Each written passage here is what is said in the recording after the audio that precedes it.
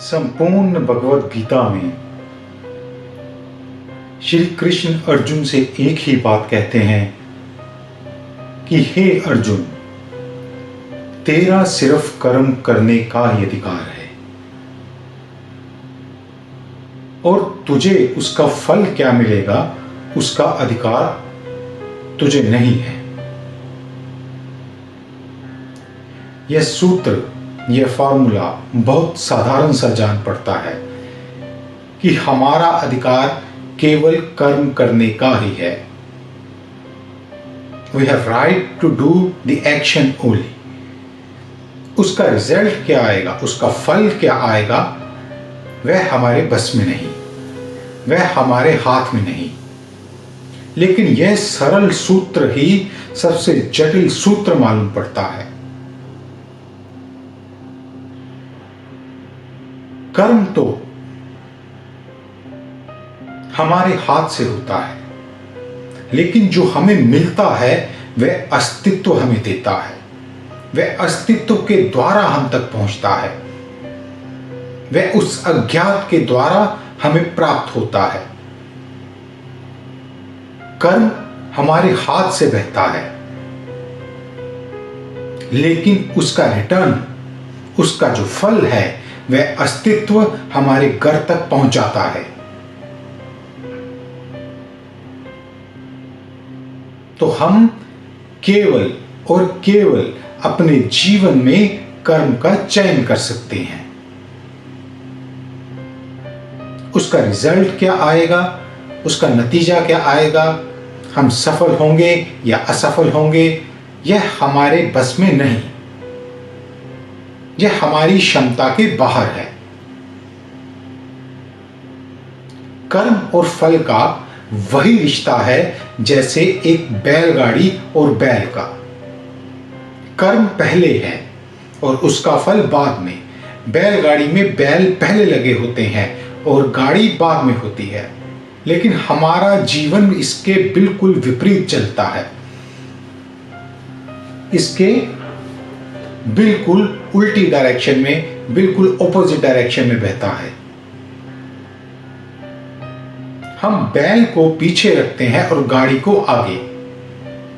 हम फल की इच्छा को, हम एक्सपेक्टेशन की गाड़ी को, डिजायर की गाड़ी को, इच्छाओं की गाड़ी को आगे लगाते हैं और कर्म के बैलों को पीछे जोतते हैं। और फिर सारा जीवन वो बैल पहले गाड़ी को आगे धकेलते धकेलते आगे जाते रहते हैं। तुम इसको स्वयं अनुभव करो। अगर तुम अपने दिमाग में, अपने मस्तिष्क में फल की इच्छा, फ्यूचर में तुम्हें क्या मिलने वाला है, इसकी एंजाइटी से भरे रहोगे, तो क्या तुम आज जो कार्य कर रहे हो, जो कर्म कर रहे हो, उसको तल्लीनता से कर पाओगे, उसको लाइट वेटनेस से बिल्कुल हल्के होके कर पाओगे? नहीं। तुम्हारे पीछे एक निरंतर तनाव का धागा कसा रहेगा कि ये जो मैं कार्य कर ही रहा हूं, जो भी कर रहा हूं, क्या मैं इसमें सफल हो भी पाऊंगा या नहीं हो पाऊंगा। तुम्हारे मन में एक भय की एक किरण या एक बिंदु सदा उपस्थित है, और जब तक भय है कर्म में, तो तुम कर्म को मुक्ति के रूप में नहीं कर पा रहे हो। तुम कर्म करते हुए मुक्त नहीं हो, तुम बंधे हुए हो भय के कारण, भविष्य के भय के कारण, फल के भय के कारण कि यह कर्म कोई फल लाएगा भी या नहीं। कहीं ये जो मैं श्रम कर रहा हूं, ये जो मैं हार्ड वर्क, ये जो मैं परिश्रम कर रहा हूं, यह व्यर्थ तो नहीं हो जाएगा।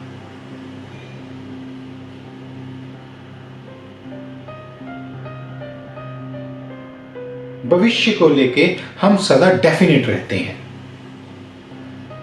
अपने मन में आश्वस्त रहते हैं कि हमारा भविष्य कैसा होना चाहिए, हमें फल कैसा मिलना चाहिए।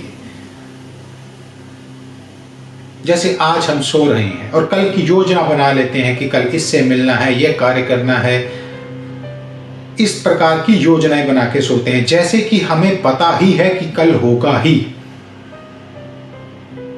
कल का होना बहुत कुछ निर्भर करता है अस्तित्व पे।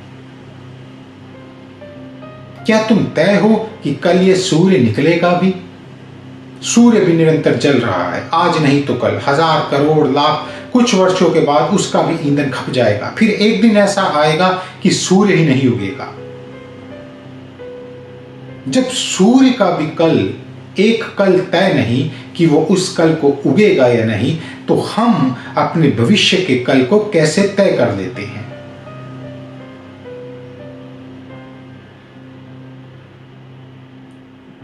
सूर्य के बुझने की बात तो बहुत दूर की बात है। हम तो इतने भी आश्वस्त नहीं हैं, इतने भी पक्के नहीं हैं कि अगर आज रात को सोए तो कल सुबह उठेंगे भी या नहीं, कल ये श्वास चल भी रही होगी या नहीं, कल हृदय की गति वैसे ही गतिमान होगी जैसे है, कल यह मैं सुंदर संसार वैसे ही देख पाऊंगा जैसे आज देखा, क्या कल वैसे ही सूर्य उदय होगा मेरे लिए?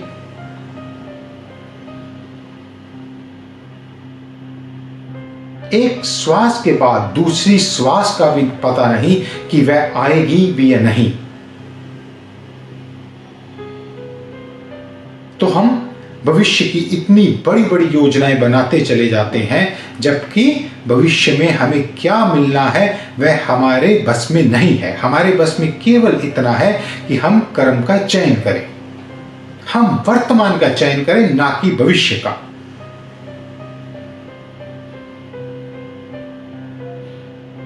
और जब हम वर्तमान के कर्म में अपनी पूरी ऊर्जा लगा देते हैं, फल को सोचे बिना, तो वह कर्म हमारा पूर्ण कर्म होता है, ए कंप्लीट एक्ट।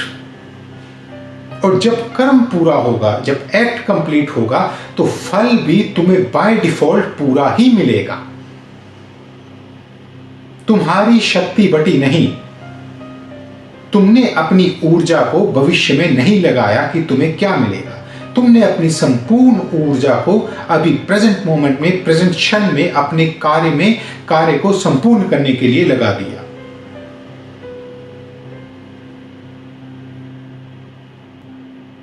विडंबना यह है कि हम वर्तमान को लेके कभी आश्वस्त नहीं हैं। हम आश्वस्त हैं उस समय के लिए, उस टाइम के लिए जो कि नहीं है, भविष्य को लेके।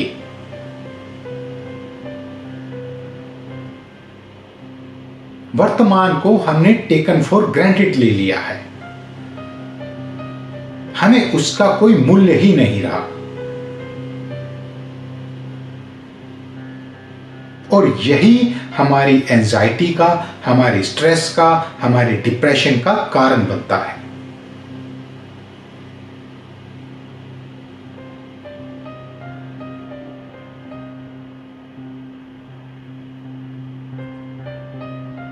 एंजाइटी है क्या? एंजाइटी एक ऐसी अवस्था है कि जैसे मैंने कोई कार्य उठा लिया और मैं निरंतर सोच रहा हूं कि यह कार्य मेरे द्वारा पूरा हो भी पाएगा या नहीं। जैसा मैं सोच रहा हूं वैसा यह उस लेवल तक पहुंचेगा भी नहीं, वैसे इसका फिनिश होगा, वैसे इसका अंत होगा। तो इसी भार के साथ मैं निरंतर कार्य करता हूं, यही एंजाइटी है। एक छोटी सी कथा कहता हूं, कहानी कहता हूं।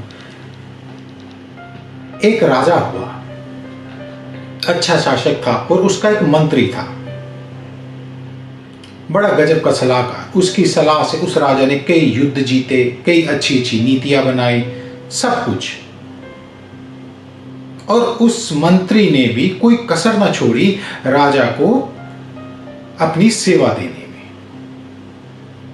जैसे आप या हम किसी भी प्रकार की जॉब करते हैं, बिजनेस करते हैं, तो हम भी कोई कमी नहीं छोड़ते अपनी जॉब में।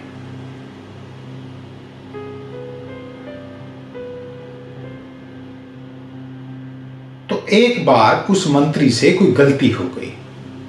अब गलती हो गई तो राजा क्रोधित हो गया।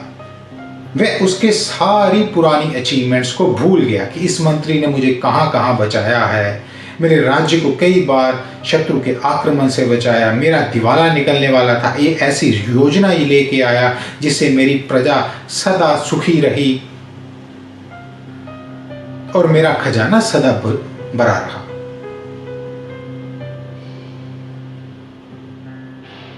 राजा लोगों का क्या भरोसा, एक क्षण में ही वह तुम्हारे प्रति सारी कृतज्ञता भूल जाएंगे। तुमने क्या क्या किया, तुम्हारी एक भूल से वह सब भुला देंगे जो भी तुमने उनके लिए कभी अच्छा किया होगा। तो वह राजा अत्यंत क्रोधित हो गया और उसने उस मंत्री को फांसी की सजा दे दी।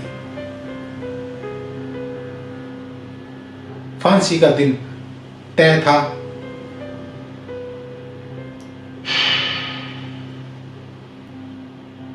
तो राजा उस जगह पहुंचा जहां उस मंत्री को फांसी लगनी थी। जैसे कि उस राज्य का एक नियम था कि जिसको भी सजा होगी या मृत्यु दंड मिलेगा उससे उसकी आखिरी इच्छा पूछी जाएगी। तो राजा ने उस मंत्री से भी उसकी आखिरी इच्छा पूछी कि बता तू क्या चाहता है। तो मंत्री जार जार रोने लग गया। राजा बोला कि निश्चित ही तूने गलती करी है, 40 साल तूने मेरी सेवा करी है, तू बहादुर है, मुझे तेरी बहादुरी पे, तेरे साहस पे कभी कोई शंका नहीं हुई और आज तेरी आंखों में ये आंसू देख के मैं दंग हूं। बता, कुछ मांगना चाहता है, कुछ आखिरी इच्छा है तो बोल दे, बस जीवन दान को छोड़ के, जो कि तय था। तो उस मंत्री ने राजा की तरफ देखा और फिर उस घोड़े की तरफ देखा जिस घोड़े पे वह राजा बैठ के आया था। तो उसने उस राजा को कहा, हे राजन, मैं एक विद्या जानता हूं। कौन सी विद्या? मैं एक ऐसी विद्या जानता हूं कि जिससे मैं किसी भी अश्व को उड़ना सिखा सकता हूं, किसी भी घोड़े को उड़ना सिखा सकता हूं, लेकिन वह घोड़ा केवल एक विशेष प्रजाति का होना चाहिए। सारा जीवन मैं ऐसा घोड़ा खोजता रहा लेकिन मुझे वह घोड़ा नहीं मिला। और आज तुम जिस घोड़े पे बैठ के आए हो यह वही घोड़ा है जिसको सिखाया जा सकता है कि ये कैसे आकाश में, गगन में उड़ सकता है। तो राजा बड़ा अचंभित हुआ, उसके मन में लालच आ गया कि इस मंत्री की सजा तो तय ही है, मरना तो इसको है ही, आज नहीं तो कल इसको फांसी लगा ही दी जाएगी। लेकिन अगर ये कोई ऐसी कला जानता है तो मैं इससे यह कला ले लूं, जिससे भविष्य में मैं उस उड़ने वाले घोड़े पे बैठ के देश विदेश की यात्रा कर सकूं। तो राजा उस क्षण भविष्य में चला गया, भविष्य की योजनाएं बनाने लग गया। लेकिन वह मंत्री उस क्षण अपने वर्तमान को बचाने में लगा था। मंत्री का प्रयोजन केवल वर्तमान के कर्म का था और राजा का प्रयोजन भविष्य के कर्म का था कि भविष्य में इस घोड़े से क्या मिल सकता है। राजा तो आश्वस्त था अपने भविष्य को लेकर कि मैं तो सदा जीवित ही रहूंगा। यह मंत्री 6 महीने नहीं, 1 साल नहीं, 2 साल बाद तो मर ही जाएगा जब इसने यह विद्या मेरे घोड़े को सिखा दी। तो राजा बोला कि बता कितना समय लगेगा इस घोड़े को तुझे उड़ना सिखाने में। तो वह मंत्री बोला कि कम से कम 1 साल। राजा बोला ठीक है, चल 1 साल तुझे दिया, 1 साल में इस घोड़े को तू उड़ना सिखा दे, लेकिन तेरी सजा माफ नहीं होगी। 1 साल बाद तुझे यूं ही यहां पे फांसी पे लटका दिया जाएगा। तो वह मंत्री प्रसन्न हो गया। मंत्री अपने वर्तमान के कर्म के कारण उसने अपनी मृत्यु को टाल दिया, जबकि राजा अभी वर्तमान में नहीं था, राजा भविष्य में चला गया, भविष्य के फल में चला गया कि उसको 1 साल बाद एक ऐसा घोड़ा मिलेगा कि जो उड़ सकता है। देश दुनिया में किसी राजा के पास ऐसा घोड़ा नहीं है। तो वह मंत्री घर पे आया। घर आते उसने अपने परिवार को बताया कि उसकी सजा जो है 1 साल के लिए निलंबित कर दी गई है। His punishment has been delayed. तो यह सुन के उसकी पत्नी, बच्चे और जार जार रोने लग गए। वह कहने लगे कि अब तो समय काटना और मुश्किल हो जाएगा, अब तो तुम्हें रोज देखेंगे कि तुम्हें 1 साल बाद तो जाना ही है। ऐसा ही तो हमारे जीवन में होता है, जिनसे जो हमारे प्रिय है या हम अपना ही अगर किसी को उसके जाने का समय पता लग जाए तो दुख बहुत गहन हो जाता है। यही तो जीवन का सुख है कि यहां किसी को भी अपने जाने का समय नहीं पता, इसीलिए तो वह जी पा रहा है। कल किसी की आयु रहेगी, कोई जिएगा या नहीं जिएगा यह उसको नहीं पता है, कुछ भी घट सकता है। लेकिन आखिरी क्षण तक जब व्यक्ति को नहीं पता कि वह कब जाएगा तब तक वह जीवन के रहस्य को एंजॉय करता है, जीवन के रहस्य का आनंद लेता है। लेकिन इस मंत्री की स्थिति तो बिल्कुल ही उलट थी। अब तो इनके परिवार को आश्वासन था कि यह मंत्री 1 साल में चला ही जाएगा। रोज सुबह उसको उठना है, पत्नी को उसके दर्शन करने हैं, बच्चे देखेंगे, जार जार रोएंगे कि पिताजी 1 साल बाद नहीं रहेंगे, वही बीवी जार जार रोगी।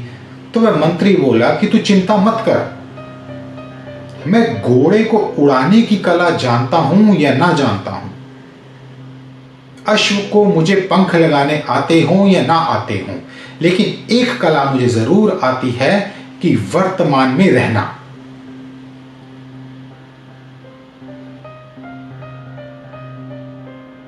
और मैंने वही किया। उस समय वर्तमान की यही डिमांड थी, वर्तमान मुझसे यही चाहता था और मैंने वर्तमान में मृत्यु को टाल दिया।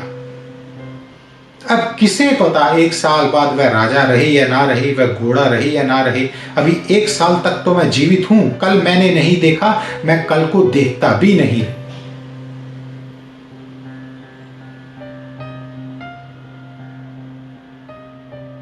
राजा को उसका कल देखने दो।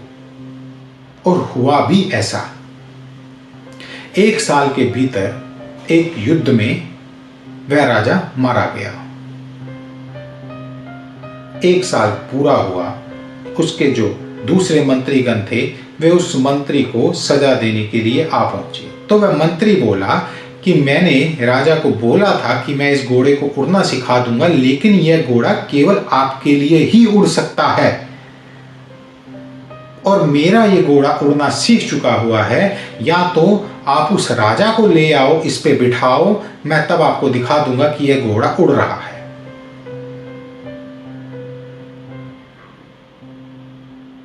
और अन्यथा मेरी सजा माफ करो।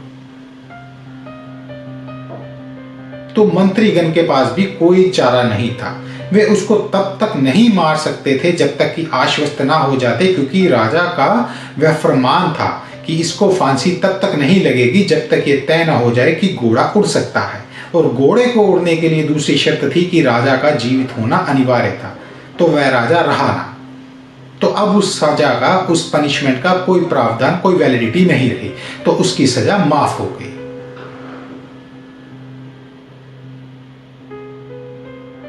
मंत्री वर्तमान में अवेयर था, वर्तमान के प्रति सचेत रहता था, तो उसने अपने जीवन को मृत्यु से बचा लिया। लेकिन हम क्या करते हैं? हम प्लानिंग ज्यादा करते हैं और कर्म कम करते हैं, एक्शन कम करते हैं।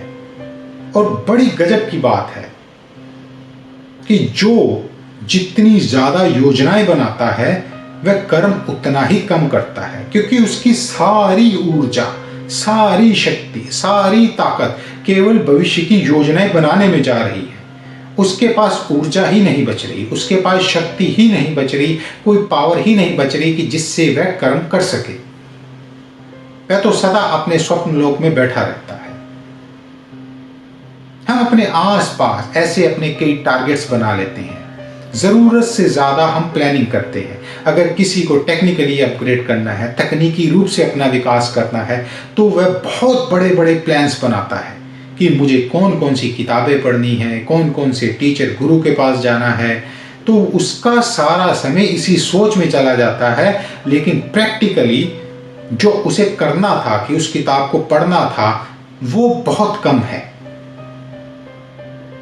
धन कमाने के लिए पूरे 25 साल की प्लानिंग करके रखी हुई है कि हर साल क्या करना है। अगर स्वास्थ्य के प्रति कुछ करना है तो पूरा प्लान है, लेकिन जब वास्तव में कर्म है तो उसकी कैपेसिटी बिल्कुल कम है। Too much planning destroys the action.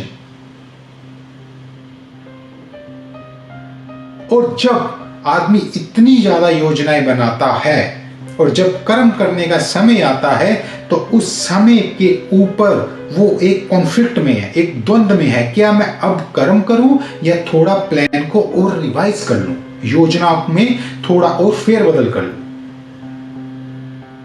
तो वह कर्म कर ही नहीं पाता। उसकी सारी ऊर्जा, सारी जो शक्ति थी, वह केवल प्लानिंग में ही नष्ट हो जाती है। गीता में अर्जुन के साथ भी तो यही हुआ। वह भविष्य देख रहा था, वह प्लानिंग देख रहा था, इसके कारण उसकी शक्ति चली आ रही थी। वह रथ के ऊपर सीधा खड़ा भी नहीं हो पा रहा था।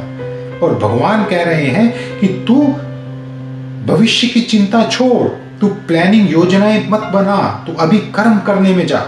योजना केवल 1%, 99% कर्म, लेकिन हम 99% योजना बनाते हैं और 1% से कम कर्म करते हैं। तो वह कर्म क्या रिजल्ट देगा जिसके अंदर कोई ऊर्जा ही नहीं। ऊर्जा तो सारी व्यय हो गई, ऊर्जा तो सारी हमने नष्ट कर दी।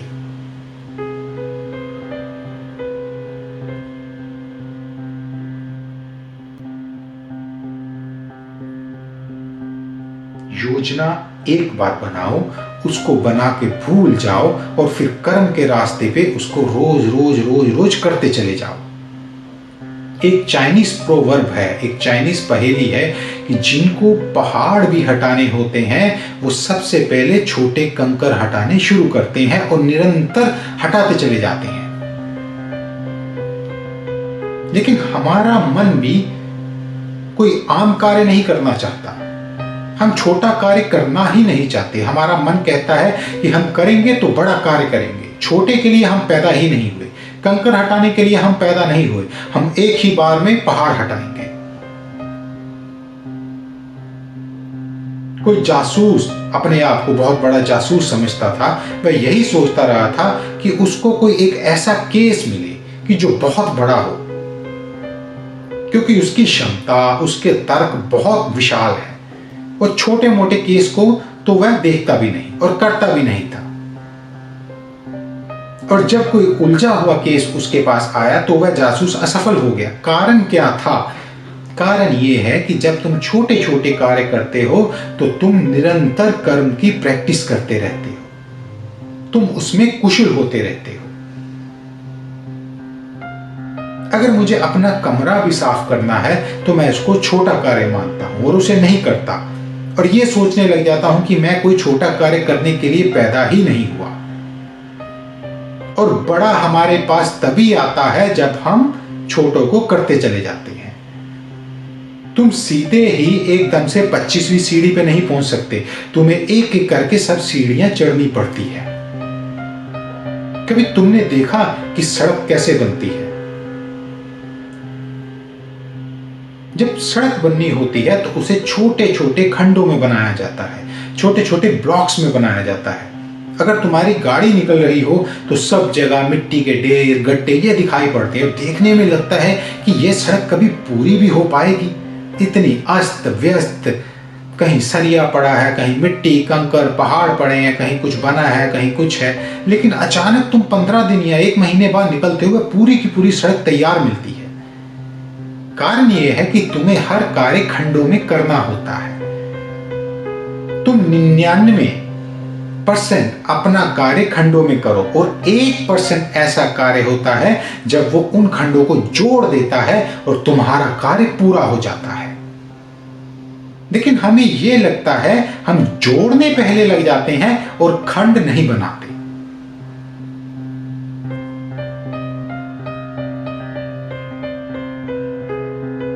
कोई भी कार्य अगर हमें करना है तो उसे छोटे छोटे छोटे छोटे खंडों में करते चले जाना है, एक एक सीढ़ी चढ़ते चले जाना है और अंत में वह सब जुड़ के एक सुंदरतम रास्ता बना देगी, एक सुंदर बड़ा भवन बना देगी। कोई भी वो भवन बनते वक्त महल नहीं लगता,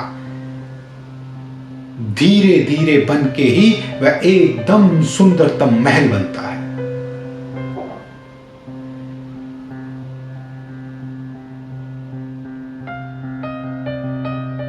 और कर्म में एक और विशेषता होनी चाहिए। जो हम एक्शन कर रहे हैं, जो हम कार्य कर रहे हैं, दैट शुड बी कंडीशनलेस, बेशर्त होना चाहिए। जो भी कर्म कंडीशनलेस है, जिसमें शर्त नहीं है, वही शुद्ध कर्म है और वही कर्म हमें आनंद देता है। हमने शब्द सुना है, बेशर्त प्रेम, कंडीशनलेस प्रेम, ऐसा प्रेम जिससे अपेक्षा नहीं। जैसे माँ बाप अपने बच्चों को प्रेम करे तो अपेक्षा नहीं कि यह हमारे बुढ़ापे का सहारा बनेगा या नहीं। प्रेम तो इसलिए होता है क्योंकि वह हमारे भीतर से बह रहा है, ना कि किसी अपेक्षा के कारण, ना कि किसी एक्सपेक्टेशन के कारण। एक्सपेक्टेशन के कारण जो घटता है वह स्वार्थ है, और स्वार्थ कॉन्फ्लिक्ट, द्वंद्व, एंजाइटी, स्ट्रेस क्रिएट करता है, क्योंकि स्वार्थ में क्वालिटी नहीं है। और कर्म भी तुम तभी आनंदित हो पाओगे कर्म में अगर वह प्रेम से भरा हो। और अगर उस कर्म में कोई कंडीशन नहीं है, तुम अपेक्षा छोड़ देते हो, तुम कर्म इसीलिए कर रहे हो क्योंकि वह तुम्हें स्वतंत्रता दे रहा है, तो तुम उस समय कर्म के परम आनंद को अनुभव कर सकते हो। इसे जरा गौर से समझना कि कर्म मुझे स्वतंत्रता कैसे दे सकता है।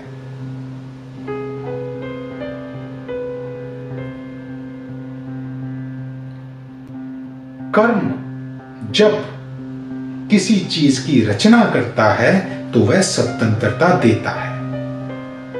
वह रचना भौतिक नहीं होती, वह रचना मेरे अवचेतन से होती है कि मेरे द्वारा कुछ रचा जा रहा है। कुछ भी हो सकता है। कभी किसी चित्रकार को चित्र करते देखा, चित्र करते करते वह एक ऐसे अलौकिक लोक में पहुंच जाता है कि उसे सिर्फ चित्र बनाने में ही मजा आ रहा है। वह यह नहीं सोच रहा कि यह चित्र कैसा बनेगा, यह चित्र बिकेगा या नहीं, मैं इसमें किस कुशलता से इस चित्र को बना रहा हूं। नहीं, वह उस चित्र बनाने में पूर्ण रूप से खोया होता है। कोई लेखक कुछ लिख रहा होता है तो जब वह पूर्ण रूप से उसमें खो जाता है तो वह यह फिक्र नहीं करता कि मेरी यह कहानी बिकेगी, मेरी यह किताब बिकेगी। नहीं, वह पूर्ण रूप से वहां खो जाता है क्योंकि वह उसके ऊपर उतर रही है। वे क्षण अद्भुत है, वे क्षण स्वतंत्रता के क्षण है। स्वतंत्रता किससे? भविष्य की अपेक्षा से। भविष्य की अपेक्षा से यानी कि हमारे व्यय से। भविष्य तुम्हें व्यय देगा, व्यय देगा कि जो मैंने आज सोचा है वह मुझे मिलेगा या नहीं, व्यय देगा कि जो आज मेरे पास है वह कहीं खो जाएगा या नहीं। तो जब तुम भविष्य से मुक्त हुए तो तुम स्वतंत्र हुए। प्रेम कभी भी भविष्य नहीं देखता, प्रेम केवल वर्तमान देखता है। प्रेम अपने आप से बहता है, प्रेम स्पॉन्टेनियस है।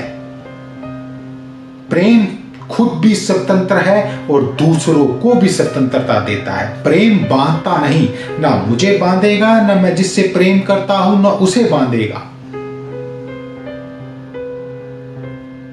तो बेशर्त प्रेम में संदेह नहीं होता, कोई डाउट नहीं होता। और जिस प्रेम में डाउट नहीं, जिस रिश्ते में कोई संदेह नहीं, वह रिश्ता प्रेम से परिपूर्ण होता है। वह प्रेम हमें आनंदित करता है। लेकिन जब प्रेम में अपेक्षा है तो प्रेम में डाउट आता है। जब पति पत्नी एक दूसरे से अपेक्षा रखते हैं तो वह एक दूसरे के ऊपर संदेह भी करते हैं, डाउट भी करते हैं। माता पिता भी इसी प्रकार बच्चों के ऊपर संदेह भी करते हैं कि ये शायद हमारी सेवा करेगा भी या नहीं।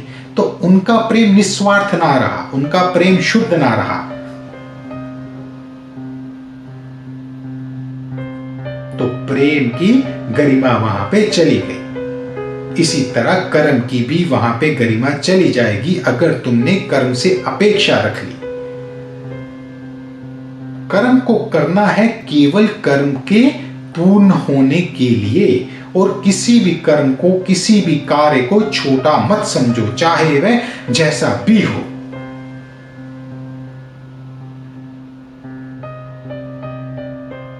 अगर आपकी जॉब, आपका कार्य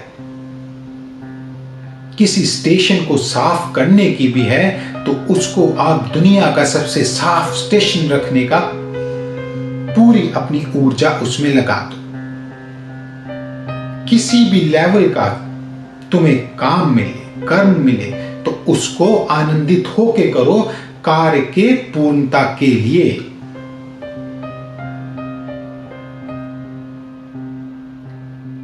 कार्य की क्वालिटी, कर्म की क्वालिटी उसके छोटे या बड़े होने में नहीं, कार्य की क्वालिटी इसी में है कि तुम उसको किस तल्लीनता से करते हो।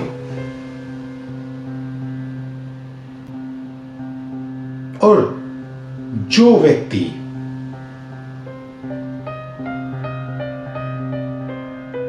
अपेक्षा रखते हैं कर्म से, उनका मन सदा संदेह से भरा रहता है, डाउट से भरा रहता है, शक से भरा रहता है।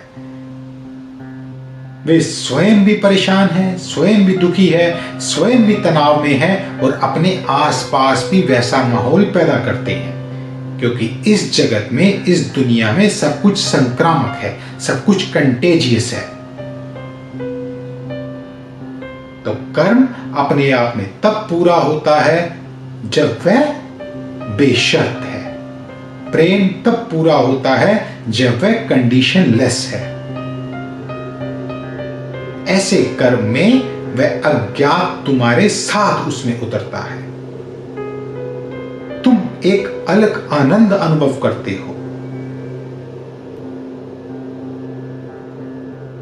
उस आनंद का नशा शब्दों में नहीं कहा जा सकता।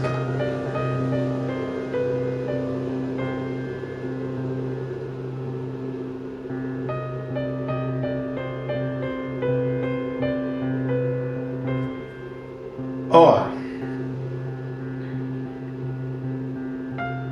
जब तुम ऐसा कर्म करते हो तो तुम्हें अपनी विल का पता चलता है। विल का अर्थ है अपने स्वभाव का, कि मैं कौन हूं, मैं वास्तव में हूं कौन। तुमने यह प्रश्न बहुत बार सुना होगा कि मैं कौन हूं, इसकी मुझे खोज करनी है, I need to find out who am I. लेकिन यह तुम खोज करोगे कैसे? क्या तुम किताबों में जाके देखोगे कि मैं कौन हूं? क्या थियोसॉफी, फिलॉसफी तुम्हारे इन प्रश्नों का उत्तर देगी कि मैं कौन हूं? क्या कोई विचारधारा, कोई बिलीफ सिस्टम, कोई संप्रदाय तुम्हारा यह उत्तर देगी कि मैं कौन हूं? कोई पार्टी, कोई आइडियोलॉजी यह उत्तर तुम्हें देगी कि मैं कौन हूं? नहीं, मैं कौन हूं का उत्तर तुम्हें स्वयं अपने भीतर से मिलेगा। प्रश्न जब तुम्हारा है तो सबसे पहले मैं कौन हूं यह आइडेंटिटी तुम्हें खुद से पता करनी है, ना कि बाहर से, क्योंकि मैं बाहर नहीं है, मैं किताबों में नहीं है, मैं बिलीफ्स में नहीं है, मैं आइडियोलॉजीज में नहीं है, मैं रिलीजन्स में या संप्रदायों में नहीं है, मैं मेरे भीतर है और मुझे उस मैं को कैसे देखना है।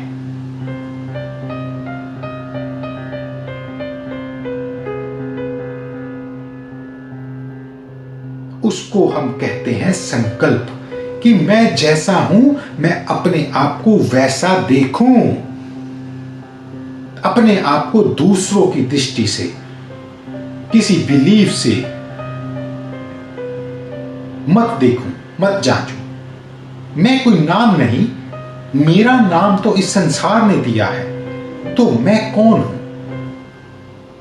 तो जब तुम स्वयं अपने आप को देखने लगते हो तो तुम अपने आप से होने में राजी होने लगते हो, तो तुम्हारी संकल्प शक्ति चलती है, तुम अपनी विल को पहचानते हो। तुम्हें पता है तुम दुखी क्यों हो? क्योंकि तुम्हें अपनी विल का नहीं पता। तुम्हारी विल बहुत कमजोर है, तुम डगमगाए हुए हो, यह विल तुम्हारे ऊपर आरोपित कर दी गई है, तुम्हारी आइडेंटिटी आरोपित है। यह आइडेंटिटी चारों तरफ समाज ने बना के तुम्हारे ऊपर रख दी है और जिसके नीचे तुम बहुत बुरी तरह से दबे हुए हो। ऐसी कंडीशनिंग करी गई है कि तुम उस विल को, उस आइडेंटिटी को, उस पहचान को अपने अंदर जाके खोजने की चेष्टा ही नहीं करते। तुम वह खोज सदा बाहर करते रहते हो और बाहर जो चीज है ही नहीं तो मिलेगी कैसे? 70-80 साल तुम्हारे जीवन के इसी में खप जाएंगे, नष्ट हो जाएंगे, व्यर्थ हो जाएंगे, लेकिन तुम अपनी आइडेंटिटी, अपनी विल को नहीं पहचान सकते। और वह विल तभी आती है जब मैं स्वयं को देखता हूं और अपने आप को किसी दूसरे से कंपैरिजन नहीं करता, जब अपने कर्म की इवैल्यूएशन भी दूसरों से नहीं करवाता, जब मैं किसी कंपैरिजन में नहीं पड़ता। जैसे गुलाब है, तो गुलाब अपने भीतर खुश है कि वह गुलाब है, वह अपने होने को देखता है, उसको पता है कि वह कौन है। वह कभी यह नहीं सोचेगा कि वह कमल है और मुझे कमल की तरह खिलना है, मुझे कमल बनना है। नहीं, उसको कोई भ्रम नहीं है कि वह गुलाब है। हमें भ्रम है कि मैं कौन हूं। तो हमारी विल, आइडेंटिटी, हमारा संकल्प कमजोर है, और जब वह संकल्प हम अपने भीतर से ढूंढते हैं तो परमात्मा अस्तित्व का संकल्प भी हमारे साथ हो जाता है, क्योंकि हम अस्तित्व ही हैं। Existence is not different than us. If we are part of a system, then we are a part of whole.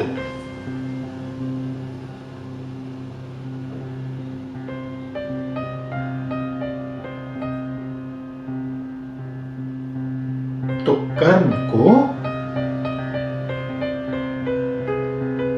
करने में अपनी ऊर्जा लगाओ, न कि कर्म के विषय में टू मच थिंकिंग, जरूरत से ज्यादा सोचने में। याद रखना, अस्तित्व तुम्हें पूर्ण सहयोग देता है तुम्हारे वर्तमान के कार्यों में। भविष्य की वह कोई गारंटी नहीं लेता। तुम्हें ऊर्जा, अस्तित्व की ऊर्जा, अस्तित्व की अवेलेबिलिटी अभी है। अस्तित्व तुम्हारे लिए अभी मौजूद है, कर्म तुम्हारे लिए अभी मौजूद है, लेकिन हम अस्तित्व को, उसकी ऊर्जा को, उसकी शक्ति को रिजर्व करना चाहते हैं भविष्य के लिए। और जब हम किसी को अपने लिए रिजर्व कर रहे हैं तो हम उसको अपना गुलाम बनाना चाह रहे हैं। हम अस्तित्व को ये कह रहे हैं कि 3 साल बाद तू मुझे ये देगा, और अस्तित्व तुम्हें आज ये वादा नहीं करेगा, क्योंकि अस्तित्व भविष्य के लिए किसी से भी आज वादा नहीं करेगा। अस्तित्व की गारंटी केवल आज के लिए है। तुम उसको आज जितना जी सकते हो, आज जितना पी सकते हो, आज जितना उसमें समा सकते हो, आज उसको जितना अपने हिसाब से अपने लिए ले सकते हो, तुम ले लो। और वह राजी है तुम्हें सब अभी देने के लिए, भविष्य के लिए नहीं। क्योंकि भविष्य के लिए अगर तुमने उसको रिजर्व किया तो तुम उसको अपना गुलाम बनाओगे, और जिस वक्त तुम अपना गुलाम बनाओगे तुम्हारे उसके साथ एक लड़ाई शुरू हो जाएगी, एक युद्ध शुरू हो जाएगा। क्योंकि गुलाम अपने मालिक से कभी प्रेम नहीं कर सकता। गुलाम सदा अपने मालिक से भीतर ही भीतर रूठा रहेगा, खिन्न रहेगा। तो अगर अस्तित्व को भी तुमने कहा कि भविष्य में मेरे लिए रिजर्व रहो, तुम्हें भविष्य में मुझे यह देना है, तो वह अस्तित्व भविष्य में तुम्हें तुम्हारे ऊपर ही छोड़ देगा, तुम्हें उसका सहयोग नहीं मिलेगा। अस्तित्व तो ऐसा जिन है कि जिसको तुम अभी अपनी विश बताओगे तो वह पूरी करेगा, ना कि भविष्य के लिए। तो भगवान कृष्ण भी अर्जुन को यही कह रहे हैं कि वर्तमान ही तेरे बस में है, कर्म ही तेरे बस में है, कार्य ही तेरे बस में है, एक्शन ही तेरे बस में है, और उसका रिजल्ट क्या है वह तेरे बस में नहीं। तो तू कर्म को भविष्य के साथ मत जोड़, क्योंकि भविष्य है ही नहीं। और कर्म होना कैसा चाहिए, इसके ऊपर भी श्री कृष्ण ने कहा है कि कर्म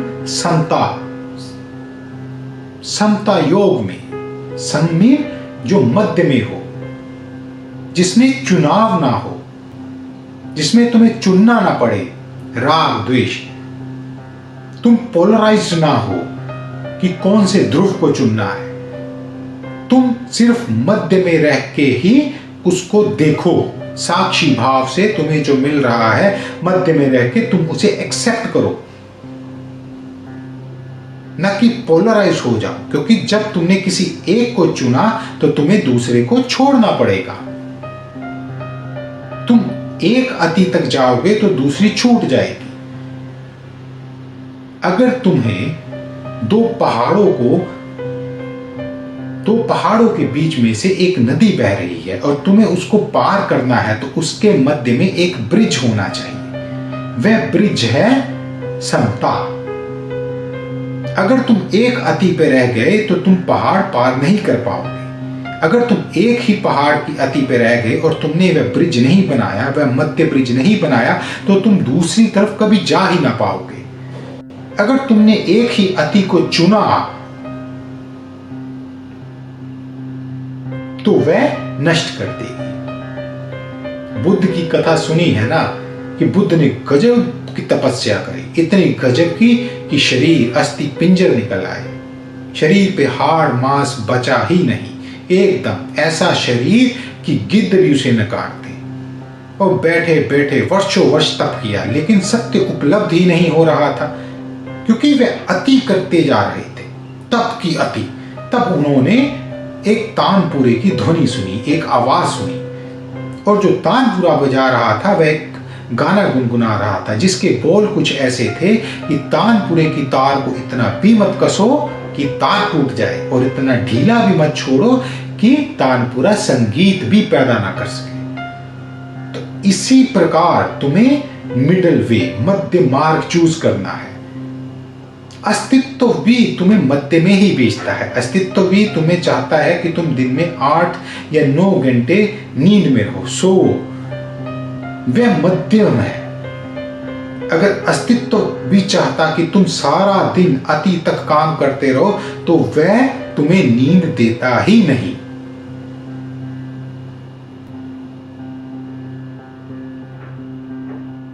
अगर एक ही तरफ तुम झुक गए तो तुम इस ब्रह्मांड का रहस्य समझ ही नहीं पाओगे। अगर तुमने मानो कि किसी एक को चुना तो तुम दूसरे के विरुद्ध हो जाओगे। तुम्हारी ऊर्जा एक को सही साबित करने में लगेगी और दूसरे को गलत, तो ऊर्जा तो तुम्हारी जा रही है। तुम्हें आनंद तब मिलता है जब तुम्हारी ऊर्जा बचती है, जब तुम्हारे भीतर वह ऊर्जा रहती है, वह शक्ति तुम्हारे भीतर रहती है।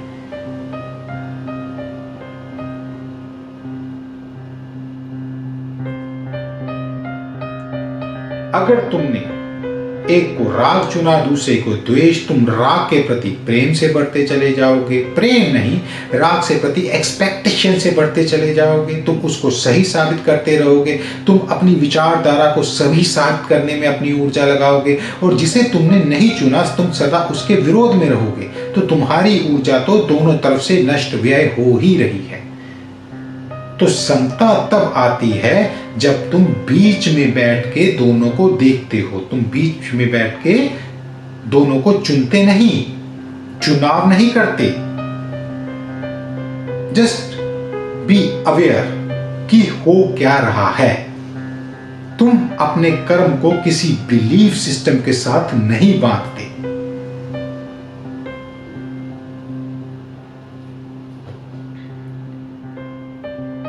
कोई पुरानी मान्यताओं के साथ उसको नहीं बांधते। उस अवेयरनेस में, उस चॉइसलेस अवेयरनेस में तुम्हारी ऊर्जा, तुम्हारी एनर्जी बच जाती है और तुम उस ऊर्जा के स्रोत बन जाते हो, ऊर्जा के पुंज।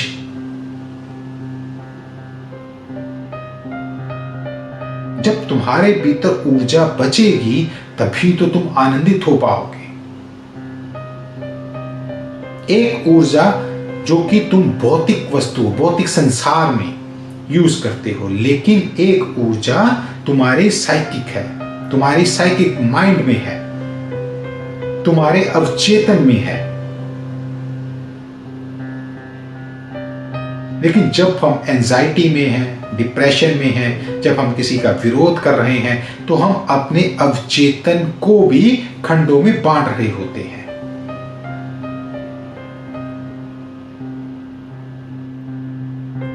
चॉइसलेस अवेयरनेस का मीनिंग ही यही है कि मैं कोई चॉइस नहीं रख रहा, मैं कुछ चुन नहीं रहा, बस मैं साक्षी होके सब देख रहा हूं। मैं दृष्टा हूं, मैं जगा हुआ हूं। साक्षी होना जड़ नहीं, साक्षी होना बेहोशी नहीं, साक्षी होना तो अवेयरनेस की चरम सीमा है, जागरण की चरम सीमा, कि चुनना नहीं। ऐसे तो शराबी भी नहीं चुनता, अगर बेहोश आदमी है वह भी नहीं चुनता, लेकिन उनका ना चुनना उनके व्यसन के कारण है, उनकी बेहोशी के कारण है। लेकिन जागा हुआ व्यक्ति, साक्षी भाव वाला व्यक्ति अत्यंत जागरण के कारण नहीं चुनता। दोनों में भेद है। अत्यंत जागृत व्यक्ति भी नहीं चुनता और बेहोश व्यक्ति भी नहीं चुनता, लेकिन जागृत मुक्त है और बेहोश अभी उन व्यसनों की बेड़ियों में जकड़ा हुआ है। उसे कुछ पता ही नहीं, उसे इस जीवन का नहीं पता, तो उस जीवन का, उस परम सत्य का कैसे पता चलेगा। तो जो जागा हुआ है, जो साक्षी भाव में है, वह योगी है, ना कि चरस गांजा पीने वाला योगी है।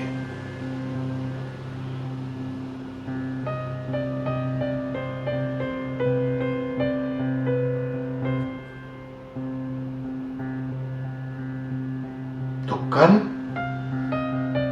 तुम जो भी कर रहे हो उसमें चुनाव मत रखो, उसको बस साक्षी भाव से देखो, तो वह कर्म तुम्हें एक अलग ही रस देने लग जाएगा। उससे अपेक्षा मत रखो, न धन्यवाद की अपेक्षा, न कुछ एक्सपेक्टेशन, बस उस कर्म के रस को ही भोगते चले जाओ।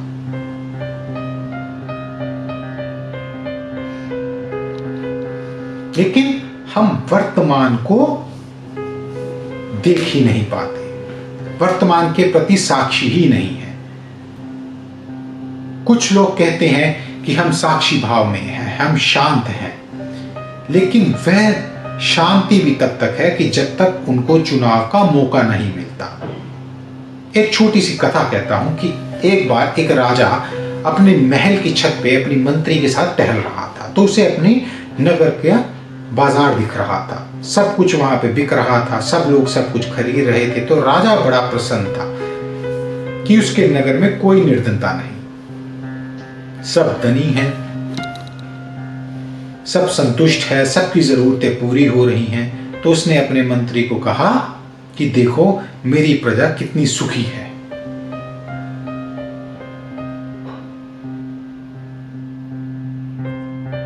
तो वह मंत्री बोला कि नहीं राजन, ऐसा नहीं है, आप गलत सोच रहे हो, तो इसका निरीक्षण कर लेते हैं। ठीक, तो राजा ने घोषणा करी कि उस नगर में जितने नगरवासी थे उसकी प्रजा के, उनको एक दिन के लिए न्योता दिया गया कि वे उस राजा के बाग में घूमने आएंगे। राजा का बाग था, शाही बाग था, और राजा ने कहा कि बाग घूमने बाद बाग के दूसरे द्वार पे राजा उनसे भेंट करेगा। तो नगरवासी हर्षोल्लास से झूमने लग गए, क्योंकि शाही बाग देश विदेश से लाए हुए वहां पे पेड़ पौधे थे जो किसी ने देखे ना हो, ऐसे रंग बिरंगे पक्षी, ऐसे रसदार फल। तो सभी जो दिन तय था उस दिन राजा के बाग में पहुंच गए। बाग में अंदर जाते समय उनके हाथ में खाली थैलियां दे दी गई और उन्हें बोला गया कि इस बाग में घूमते समय तुम जो भी फल लेना चाहो उनको इन थैलियों में डाल लेना। सब उस बाग में घूम रहे थे। ऐसे पेड़, ऐसे फूल उन्होंने कभी देखे नहीं, ऐसे पक्षी जिनके रंग आंखों को मोहित करते। जो फल उन्हें मिल रहा था वह उसे अपनी थैलियां भरते चले जा रहे थे। अत्यंत मीठे फल, आम, सेब, संतरे, जो वो सोच सकते थे, और बड़े प्रसन्न कि ऐसे फल आज खाने को मिलेंगे। उनकी प्रसन्नता की कोई सीमा ही नहीं। राजा दूर खड़ा यह सब दूसरे द्वार पे देख रहा था, तो वह अपने मंत्री को बोला, देखो मेरी प्रजा कितनी खुश है कि सिर्फ फल और यह सब पाके ही यह इतने आनंद विभोर हो उठे हैं। तो वह मंत्री बोला कि राजन अभी थोड़ी देर रुको।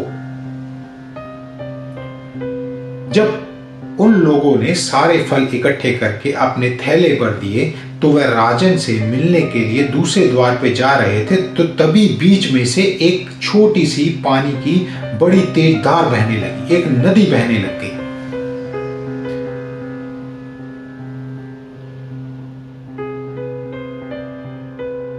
और उसी क्षण जहां वह नदी बह रही थी वहां पे ही कुछ बक्से रखे हुए थे और उन बक्सों में हीरे जवाहरात थे।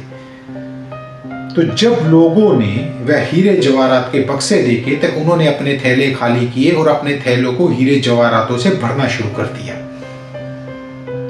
और वह फल वहीं पे फेंक दिए। जो जीवित फल, जो उन जीवन ऊर्जा से भरे फल, जो उनको जीवन दे सकते थे, जिसके लिए वे अभी बहुत खुश थे, जिसके लिए वे अभी शुक्र मना रहे थे, उसको उन्होंने फेंक दिया और उस वस्तु को अपनी थैले में भरने लगे जिसका मूल्य केवल उनके मस्तिष्क में है। वास्तविक इस भौतिक जगत में उसका ऐसा कोई मूल्य नहीं, क्योंकि पैसे को कोई खा नहीं सकता, फल को तो खा ही सकता है। तो मुद्रा का मूल्य हमारे मस्तिष्क ने तय किया हुआ है और फलों का मूल्य अस्तित्व ने तय किया था, लेकिन उन्होंने जीवंत को छोड़ के मृत को चूज कर लिया और अब उनके थैले भारी हो गए और अब उनको वह नदी पार करके दूसरी तरफ जाना था। लेकिन उनके लिए समस्या यह थी कि उन थैलों को लाद के वह नदी पार करके नहीं जा सकते थे, क्योंकि तैरने के लिए कोई वजन नहीं होना चाहिए। तो सभी फिर से उदास हो गए। तो उनमें से एक ऐसा व्यक्ति था जिसने अपनी थैली खाली करी और तैर के दूसरी तरफ चला गया। तो राजा ने उससे वो पूछा कि तुम ये थैली कैसे खाली कर रहा है, जबकि वह दूसरे लोग भी उधर खड़े हैं, वह हिम्मत नहीं जुटा पा रहे। तो उसने कहा, महाराज मेरी थैली में फल ही थे तो मैंने उसे खाली कर दिया और सोचा कि ये फल किसी दूसरे बाग से भी मुझे मिल जाएंगे। अभी आपसे मिलना तय था, मैं तो यहाँ आपसे मिलने आया था और इसलिए मैंने अपनी थैली को खाली किया और आपसे मिलने यहाँ पहुंच गया। लेकिन वे लोग अपनी थैलियों को खाली नहीं कर पा रहे क्योंकि उनके मन में लालच है। तो राजा समझ गया कि जो सुख की परिभाषा है वह तभी तक है जब तक कि किसी दूसरे को चुनाव का मौका नहीं मिला। वास्तव में सुखी वह है कि जिसके पास चुनाव का मौका है भी, जो चूज कर भी सकता है, लेकिन फिर भी वह साक्षी भाव को, तथ्यों को देखता है और तब भी वह उससे मुक्त हो पाता है। आज यह लोग वंचित हो गए।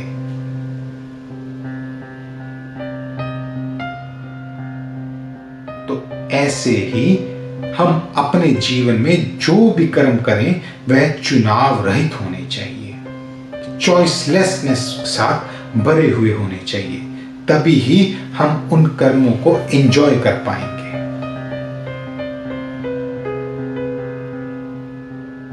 और हमारे पास कोई रास्ता नहीं,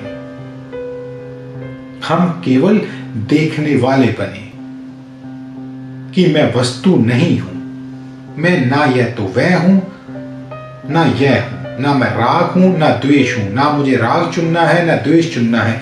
मैं तो इन दोनों को देखने वाला केवल साक्षी मात्र हूं।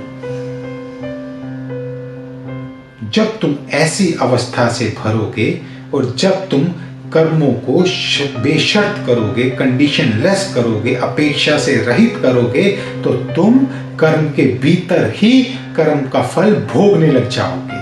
कर्म का फल कर्म के होने में ही है, सेंस ऑफ अचीवमेंट में ही है, ना कि उससे कि कर्म भविष्य में तुम्हारे लिए क्या लेके आएगा।